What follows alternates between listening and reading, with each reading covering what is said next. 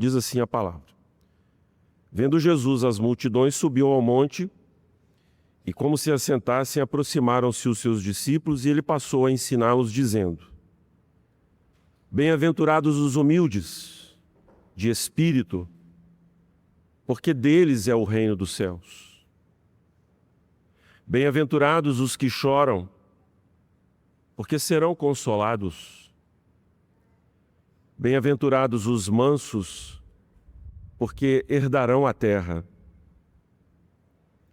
Bem-aventurados os que têm fome e sede de justiça, porque serão fartos. Bem-aventurados os misericordiosos, porque alcançarão misericórdia. Bem-aventurados os limpos de coração, porque verão a Deus. Bem-aventurados os pacificadores, porque serão chamados filhos de Deus. Bem-aventurados os perseguidos por causa da justiça, porque de causa vos injuriarem. Regozijai-vos e exultai, porque é grande o vosso galardão nos céus. Pois assim perseguiram aos profetas que viveram antes de vós. Oremos. Deus Altíssimo, mais uma vez nos reportamos ao Senhor em oração fervente, nesta hora dramática, Senhor, no sentido de que este é um momento importantíssimo para a edificação do Teu povo. Com os meus lábios trêmulos, ó Deus, o coração que se acelera, as pernas que bambeiam. Às vezes, Senhor, nos sentimos aterrados diante de tamanha glória que é anunciar o Evangelho de nosso Senhor Jesus Cristo. Contudo, ó Deus, a minha confiança é de que o Senhor usa as coisas que não são para envergonhar as que são, e eu nada sou, Senhor. Não digo isso para recomendar a minha humildade perante os meus irmãos amados, mas porque é de fato assim que me sinto, Senhor, diante da Tua grandeza, da Tua glória, do Teu poder, amado Deus. Quem sou eu, quem são os meus irmãos para ouvir as maravilhas insondáveis, os tesouros de Cristo Jesus? Mas aprove ao Senhor, ó Deus, nos escolher, nos selecionar dentre tantos, não por nossa justiça, mas pelo Teu amor, para ouvirmos as coisas excelentes, as coisas eternas. Por isso fala, Senhor, aos corações que aqui estão, renova a esperança dos abatidos, fortalece o vigor, ó Deus, dos teus servos. Admoesta, Senhor, com firmeza aqueles que precisam da palavra de advertência solene do Teu Filho Jesus. Enfim, ó Deus, todos nós que aqui estamos, sejamos atingidos frontalmente, ó Deus, pela verdade e nela edificados para a glória do Teu santo nome. Assim oramos, no nome daquele que vive e reina, o nosso amado irmão mais velho, o Senhor da glória, Jesus, o nosso Redentor. Amém. Meus irmãos, nas contendas de Jeremias, ele replica na sua profecia, dizendo que os falsos profetas enganavam o povo de Israel, dizendo-lhes: paz, paz, quando não há paz. Eles curavam superficialmente as chagas, as feridas do povo, oferecendo-lhes uma paz enganosa. E a palavra do profeta Jeremias, advertindo ao povo quanto à sua idolatria, aos seus pecados, eles prevaricaram gravemente contra o Senhor e Deus os desterrou, em cumprimento às suas ameaças pactuais, da terra que havia lhes dado. Os falsos profetas se levantavam, oferecendo àquele povo o shalom divino, a paz de Deus, quando, na verdade, aquela palavra mentirosa apenas ia ao encontro das paixões mundanas dos israelitas, não os fazendo enxergar, irmãos, que eles estavam em franca oposição contra Deus. Eles estavam odiando e sendo odiados. E todos os israelitas estavam sob o desprezo divino, irmãos. A palavra do profeta, ao confrontar aqueles homens, lhes chamavam para a verdadeira paz, que é a reconciliação com Deus. Assim, então, irmãos, chega o profeta definitivo de Israel, aquele que é o príncipe da paz, o Senhor dos exércitos encarnado, se veste da carne humana e se apresenta, meus irmãos, no alto deste monte, para anunciar as bênçãos divinas. A palavra bem-aventurado significa, então, submetida. Aqui não estão relacionadas virtudes que os homens podem expressar por eles mesmos. O grande escritor russo Leon Tolstói, ele acreditava poder formar uma comunidade de homens e mulheres piedosos através de rigorosamente obedecerem às bem-aventuranças. Ele apreciava as bem-aventuranças como um código moral a ser obedecido para produzir uma vida excelente de cristãos autênticos. Mas a verdade, irmãos, que isso vai totalmente no caminho inverso das intenções de Jesus. As bem-aventuranças dizem respeito àquilo que Deus fez, faz e fará em relação ao seu povo. Abençoados são os humildes. A palavra traduzida por humilde significa pobreza espiritual, miséria, decadência. Não é a humildade como uma virtude propriamente, mas como uma condição humilhante, rebaixada de pecado. Bem-aventurados os pobres, aqueles miseráveis, sem justiça própria. Jesus escandaliza aquela multidão, irmãos, que vivia sufocada pela hipocrisia dos fariseus. Eles se regozijavam de serem obedientes à lei divina. E o Senhor aparece lhes dizendo que bem-aventurados não eram eles, eram os miseráveis.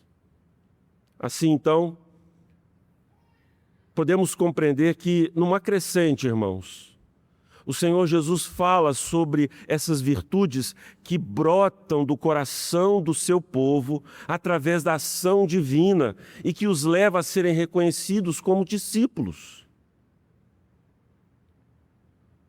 Aquele que sente a sua miséria, chora, lamenta pelos seus pecados. Mas ao mesmo tempo surge a mansidão, porque ele sabe que não pode cobrar das pessoas aquilo que ele mesmo é.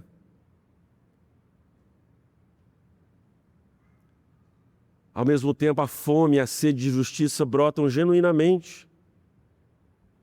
A justiça da santificação, de uma vida reta, plena diante de Deus, não pelo seu impulsionamento, mas porque há um desejo, há uma fome que Deus faz brotar, que o traz da injustiça para a sede da justiça. Mas como essas bem-aventuranças formam paralelos entre si, aquele que chora e que é ao mesmo tempo manso, ele, ao ter fome e sede de justiça, ele não faz para se altear, para se comparar em relação aos seus semelhantes. Ele tem misericórdia porque ele alcançou a misericórdia. Ele não revida no mesmo grau de ofensa que lhe fizeram, porque Deus não fez assim com ele. Muito ao contrário. Ao perceber em si, então, irmãos, esta bem-aventurança, esta ação divina sobre si, os limpos de coração, que aqui Jesus nos fala, não significa apenas uma limpeza moral, porque nós sabemos muito bem por toda a palavra que o coração do homem é desesperadamente corrupto, não pode jamais apresentar-se diante de Deus a fim de se justificar. Limpos de coração significa então, irmãos, dizer aquele que tem a motivação da pureza, dada por Deus.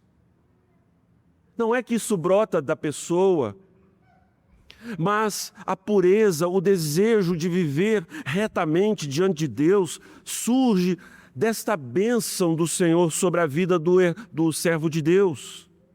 O que certamente, com esses motivos santos, com essas intenções puras, com esse alvo estabelecido pela glória de Deus, chegamos então à bem-aventurança que queremos analisar com os irmãos.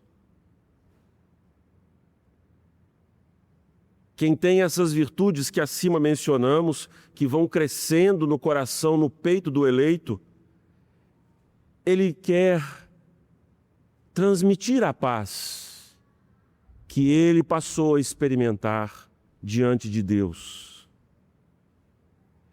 Ele quer reproduzir esta condição do reino dentro da sua alma.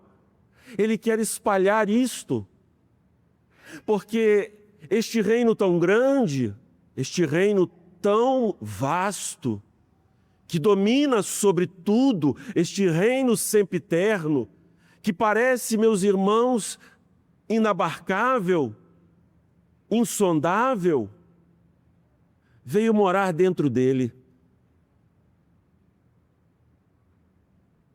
E ele não aguenta, meus irmãos, e quer fazer com que estas águas que lhe atingiram sejam então, possam fluir em direção às pessoas, aos homens. Por isso o tema da nossa mensagem de hoje é Filhos da Paz, Filhos de Deus. Prosseguimos na sequência tratando com a igreja sobre a adoção, a condição que temos experimentado diante de Deus a partir da adoção, da huitesia, a adoção dos filhos de Deus. Quando somos aproximados da casa do Senhor, nós que éramos estranhos, alheios às alianças, adentramos diante de Deus, na sua casa, pelo sangue de Cristo Jesus. E agora passamos a viver na família da fé, na família de Deus. A paz, portanto, irmãos, deve marcar a vida dos filhos de Deus. Mas o que é esta paz, afinal de contas? Eu quero pedir aos irmãos que abram as Escrituras no livro de Números, no capítulo 6. Deus ordenou à classe povo de Deus. Alguns crentes não compreendem exatamente o que significa a bênção apostólica ao final do nosso culto. Nós estamos, meus irmãos, a transmitir por meio de uma oração específica a condição do shalom, a paz divina.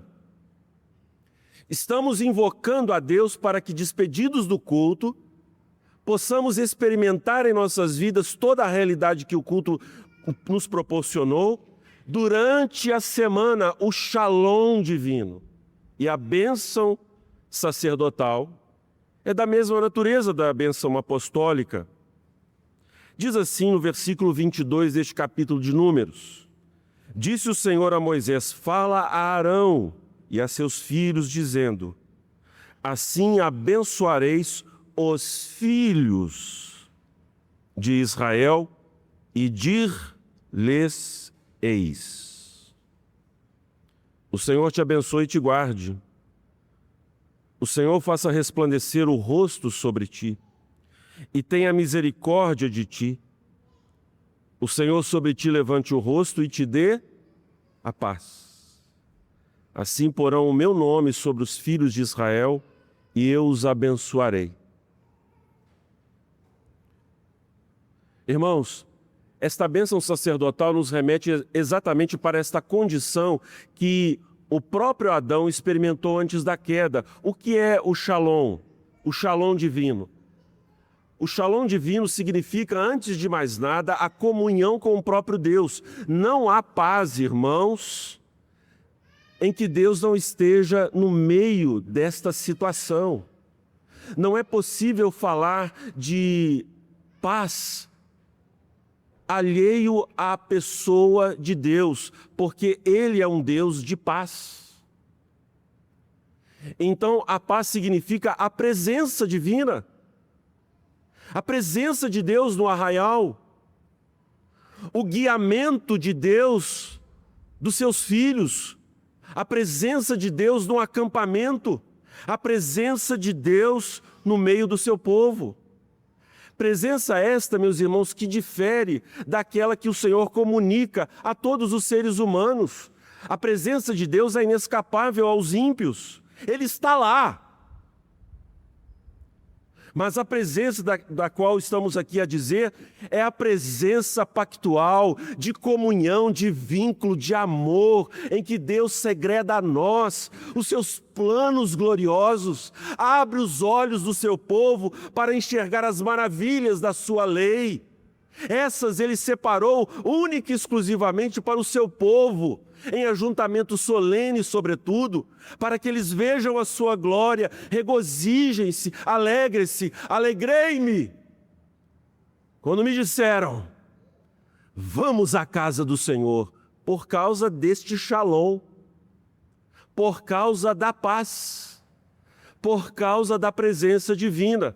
Ora, meus irmãos, se Deus está presente, há toda uma harmonia que se estabelece.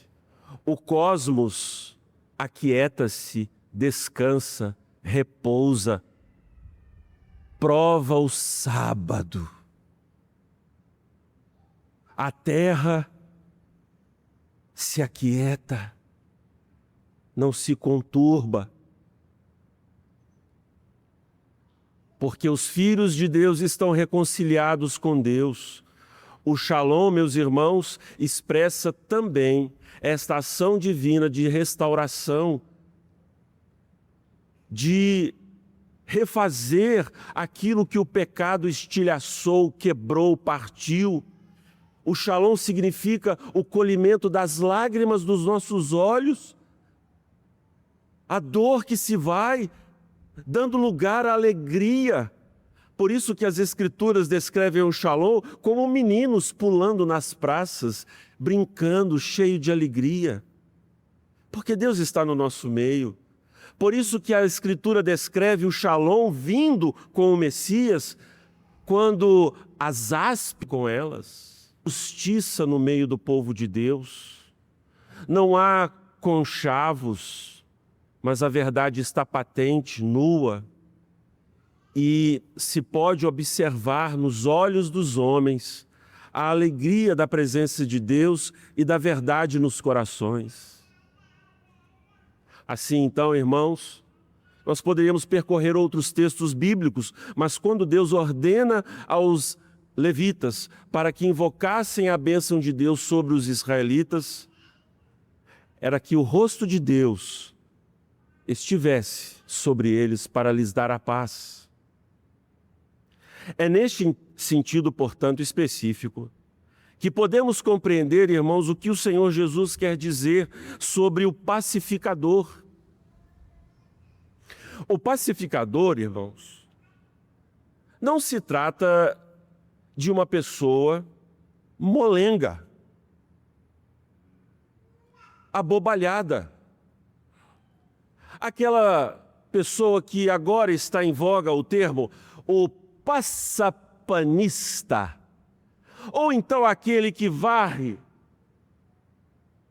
para debaixo do tapete, aquele que diz assim, eu não me meto em confusão, e se vangloria de ser um bobão.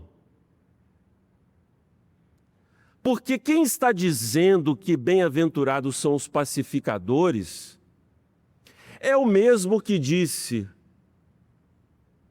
não vim trazer paz à terra, e sim espada.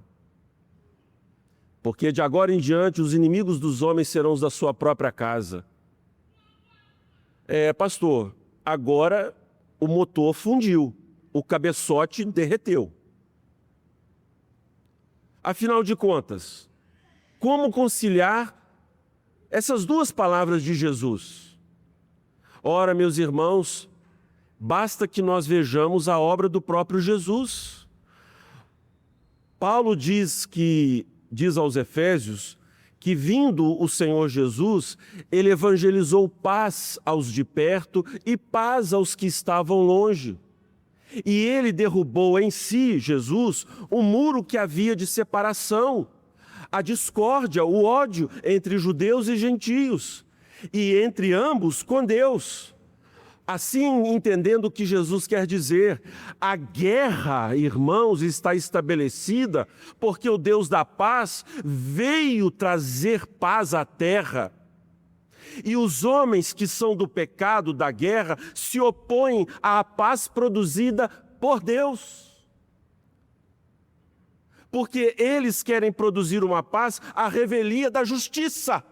E Deus, irmãos, jamais admite tal coisa. Não há paz sem a sua reconciliação, sem o perdão divino, sem a restauração dos relacionamentos. E Ele não poupou o seu próprio Filho, mas antes o entregou para que nós tivéssemos a paz. Então, irmãos,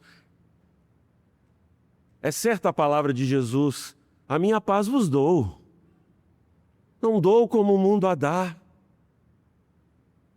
A paz que excede todo entendimento, irmãos, é aquela que podemos ver o Shalom divino no Salmo 23. O Senhor serve a mesa para os seus súditos, para os seus filhos, perante os seus inimigos.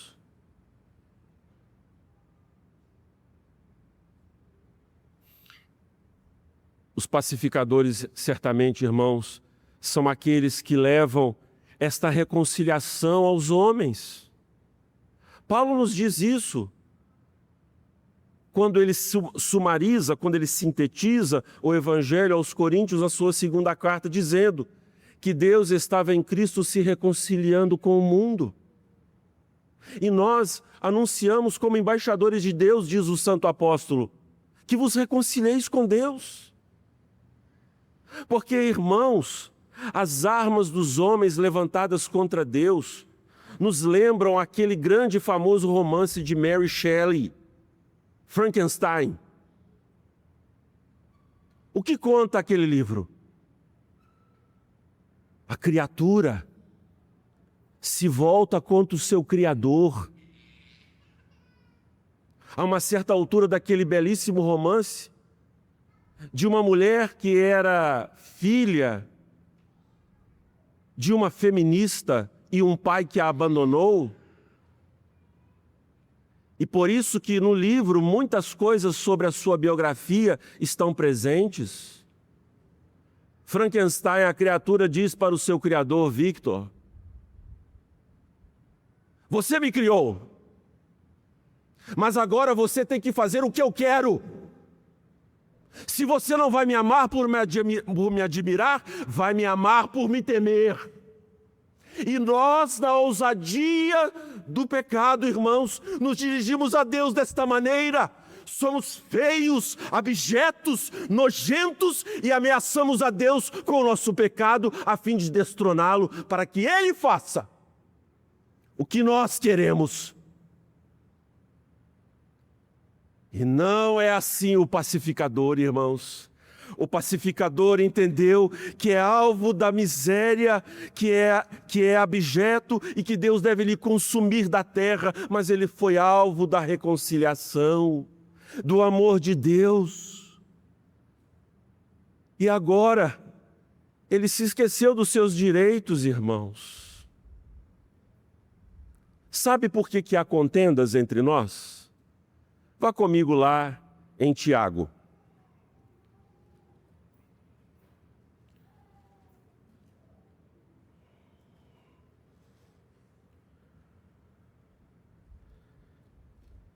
Tiago, no capítulo 4 agora.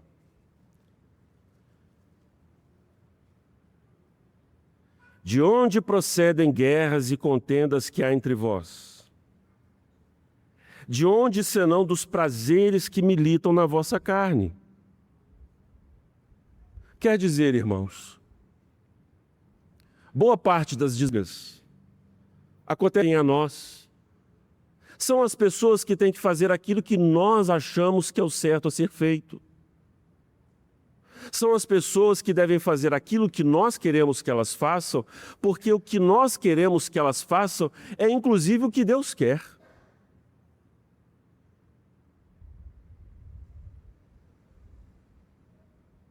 Mas, irmãos, o pacificador, a pessoa que deseja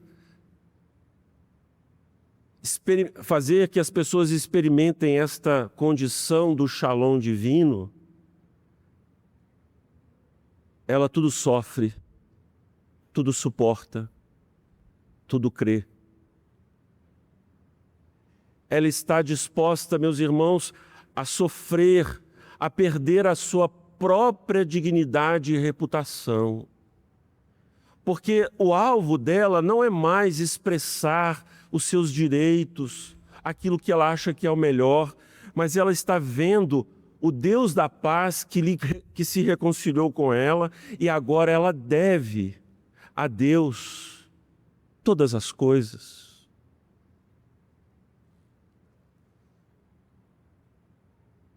Bem-aventurados os pacificadores, são estes que, assim como Deus deseja a reconciliação, assim Ele transmite a reconciliação. Irmãos,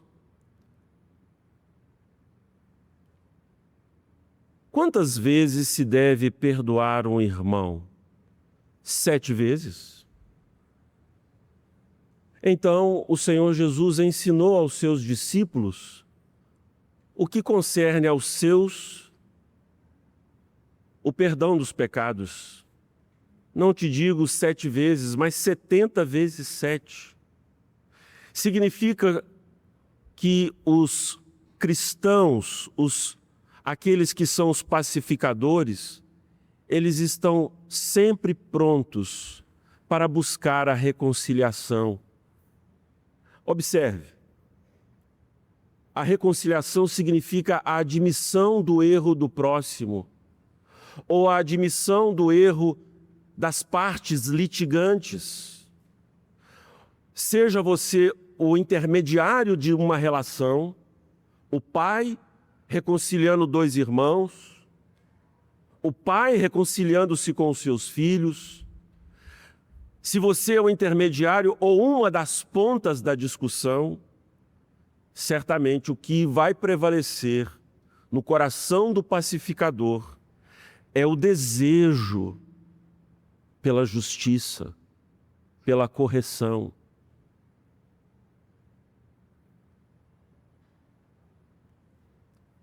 Diante dos caluniadores, diante daqueles que nos injuriam, irmãos, diante daqueles que perseguem, o pacificador, ele não é o tirador de diferença, aquele que encara, aquele que vai e tira limpo todas as pendengas. Vai depender, irmãos, sabe por quê? Porque há pessoas que falam coisas que os nossos amigos não precisam saber quando falam deles. Não vai trazer paz, vai trazer discórdia.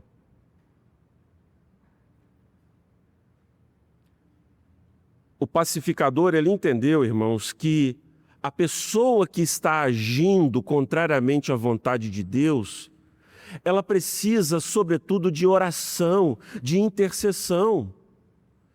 Porque a luta que se trava, irmãos, não é simplesmente contra a maldade humana, mas há um agente maligno, alguém que se coloca como o acusador, como o contendedor, como o disputador, como aquele criador de confusão, o diabolos, o que divide. Significado do termo: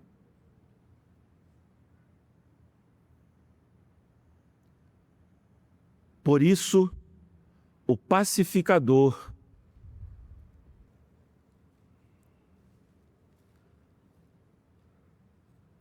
observe aí,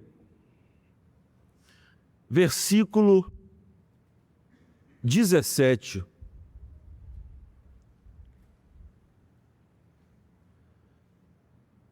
Não torneis a ninguém mal por mal. Esforçai-vos por fazer o bem perante todos os homens. Agora eu peço a toda a igreja que leia o versículo 18.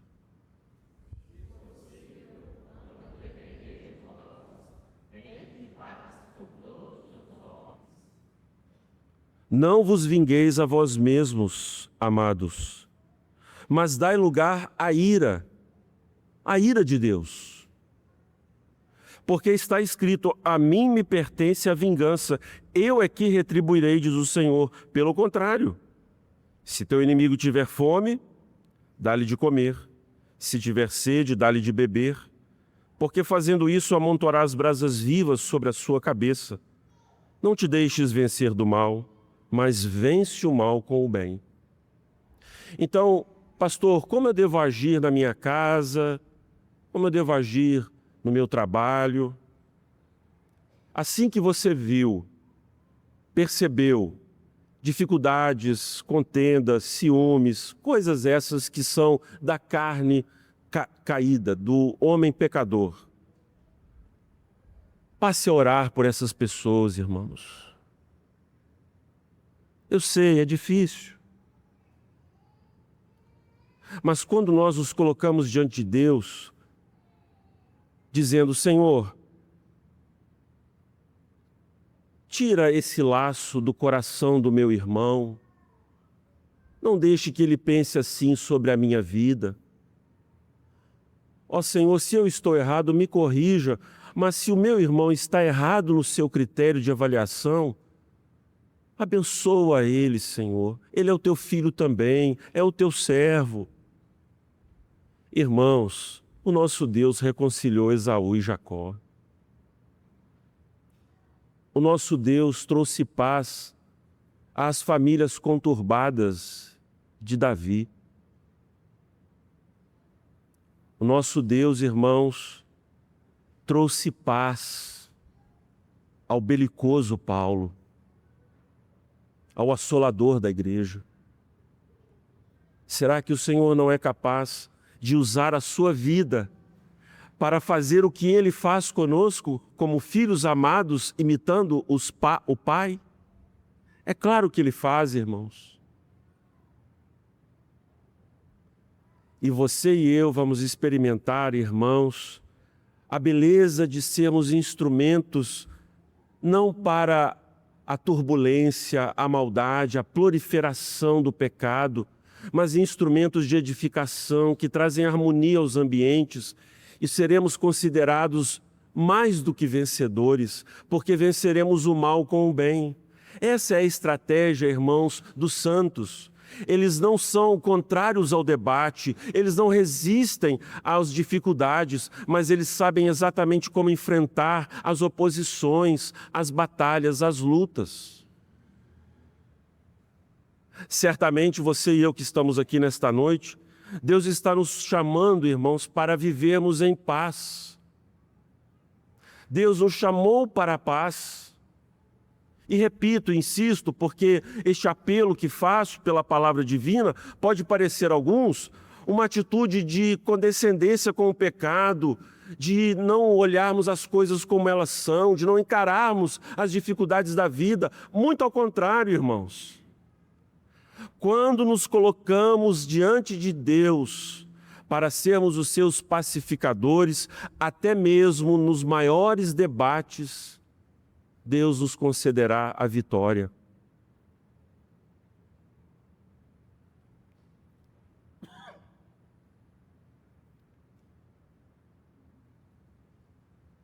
E se você não tem paz? Porque essa paz que aqui está se dizendo, ela tem que ser experimentada por nós. O que está faltando, irmãos, nas nossas vidas para experimentarmos essa paz? A Bíblia diz, irmãos, que o reino de Deus não é comida nem bebida, mas justiça, amor e paz. O problema é que muitas vezes nós achamos que o reino de Deus significa esta condição, farturas, coisas prazerosas, e aí então entramos na roda viva deste mundo, em que os homens estão disputando ponto a ponto o seu quinhão, estão dispostos a fazer qualquer coisa, irmãos, para se manterem nos lugares onde estão. Eles, diz as Escrituras, o profeta Isaías, mas o ímpio não tem paz. E eles ficam trocando a paz divina por circunstâncias, amores e luxos. Lembram-se do rico?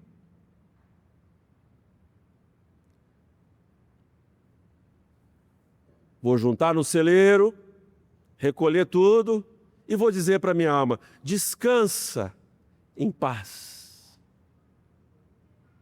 Aí vem a vozinha lá do céu, a voz, o vozerio celestial. Louco, hoje te pedirão a tua alma, e o que tu tens está guardado para quem?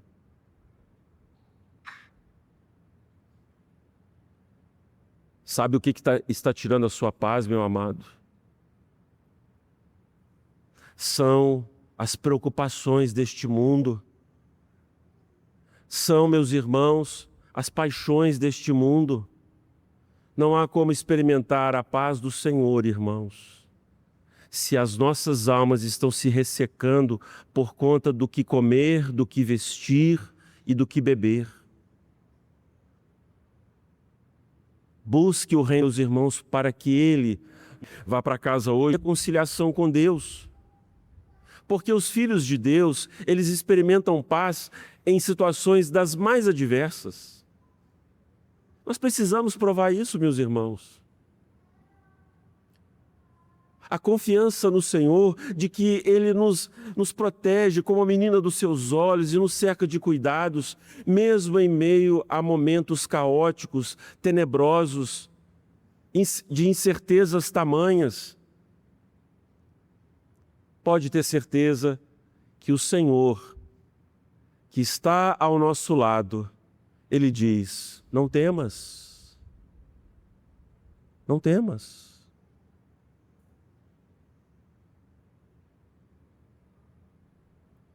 Quando estamos em pecado, irmãos, deliberadamente contra Deus, a paz nos é retirada. E uma certa expectação de juízo parece que vai sobrevir a nós e ficamos com medo quando um parente diz assim: vou viajar de carro. Aí a sua consciência: